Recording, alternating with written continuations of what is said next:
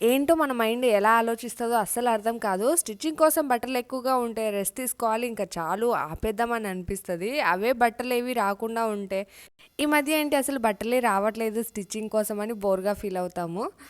నేను వేరే వాళ్ళవి ఉంటాయి కదా! స్టిచ్చింగ్ కోసము అవైతే ఫటాఫట్ కుట్టేస్తా కానీ నావైతే కొంచెం లేట్‌గా పెట్టుకుంటాననమాట. నిదానంగా కుడతాను.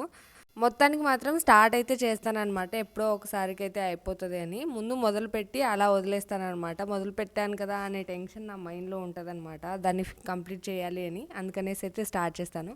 ఇప్పుడైతే ఈ శారీ మీదకి బ్లౌజ్ అయితే రెడీ చేసి పెట్టుకున్నాను. ఫాల్ కూడా స్టిచ్ చేసి పెట్టుకున్నామంటే ఎప్పుడైనా వేర్ చేసేయొచ్చు.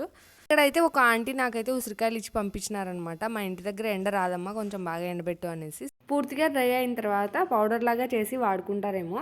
నా శారీకి ఫాల్ కుట్టడం అయిపోయాక ఇక్కడైతే బ్లౌజ్ అయితే కట్ చేస్తున్నాను. శారీ క్లాత్ కొంచెం వచ్చేలాగా చూసుకుంటున్నాను. ఎందుకంటే బ్లౌజ్‌లో అక్కడక్కడ అటాచ్ చేద్దామని. ఓకే వీడియో నచ్చితే లైక్, షేర్, సబ్స్క్రైబ్.